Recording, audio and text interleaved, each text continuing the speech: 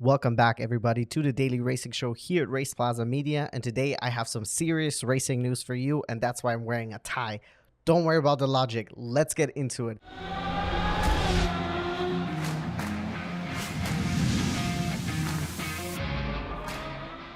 Now, let's kick off these news. In some bad news for this one person that is afflicted by this, and good news probably for all sim racing fans, that the CEO of Fanatec, Thomas Jackermeier, was dismissed of his position, and as of March 30th, 2024, is no longer the CEO of Fanatec. If you're unfamiliar with Fanatec, they're a huge sim racing company. They're actually involved in many things outside of sim racing, but when it comes to sim racing, they are considered one of the tops out there, one of the best quality products that you can get. That, of course, comes with a price. However, in the most recent, I would say 6 to 8 months, the relationship between customers and the company have soured severely due to shipping delays, quality issues, and overall bad customer service. Because of that, he was dismissed, and because of his dismissal, the Andor AG actually fulfilled a key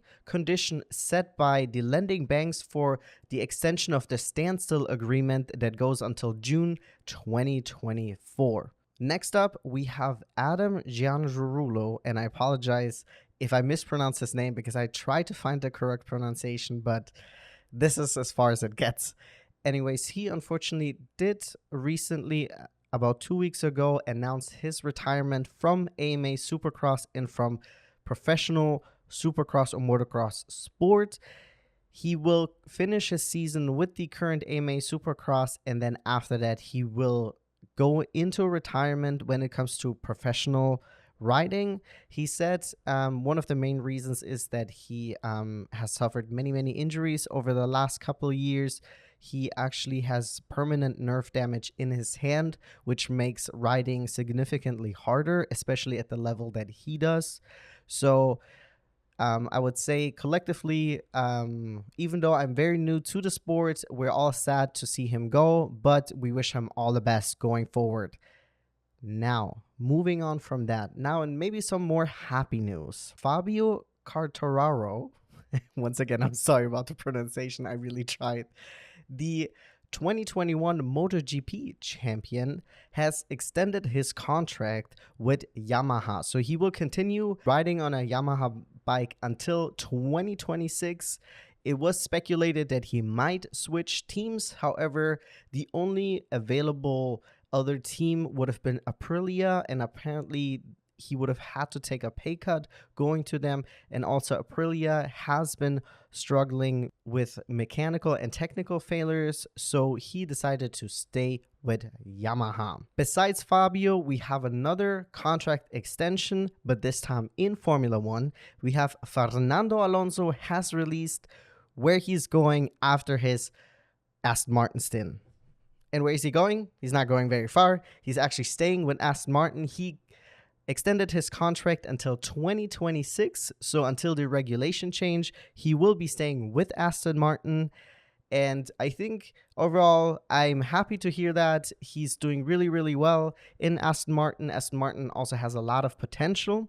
I have also recently heard that there's no way in hell that Lance Stroll is leaving Aston Martin, so it seems like the 2 Aston Martin seats are secured and set for the next couple of years. However, besides the Aston Martin seats, there are plenty of other seats still open for this upcoming F1 season. According to Toto Wolff, the biggest contender for the second Mercedes seat continues to be Andrea Kimi Antonelli. If you're unfamiliar with Kimi Antonelli, he is currently in his rookie season in F2 after having done exceptionally well in Formula 4, skipping Formula 3, and now competing in Formula 2. Furthermore, he will be doing some testing in an actual Formula 1 car when they are visiting Austria at the Spielberg track. He will be testing the 2021 Mercedes, which is nice for him that he gets one of the good ones to test.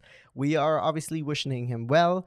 It is a huge jump going from F4 to F2 and then immediately going to F1. However, we are wishing him all the best because more rookies is always a good thing in F1, I'd like to think.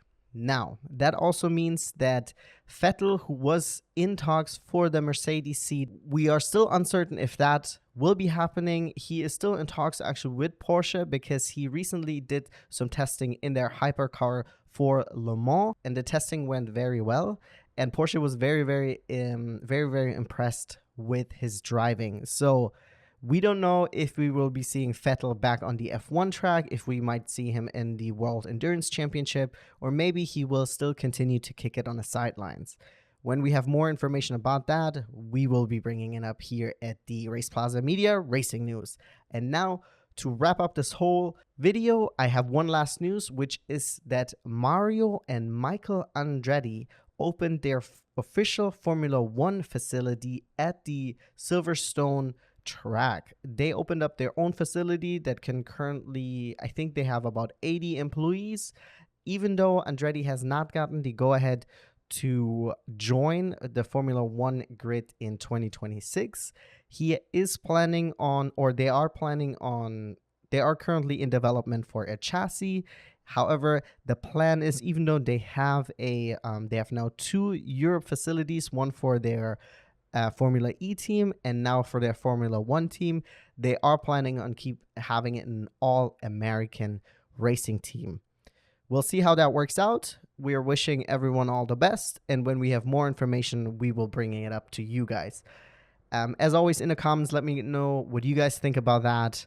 I'm excited. I wouldn't mind getting an extra team in there. I understand the concerns that the teams don't want to split the pods. However, that is just the way it is, I guess. And these are all the racing news I have for you guys today. In the comments, let me know if you guys really think that if Kimi is going to make the jump to F1 next year already.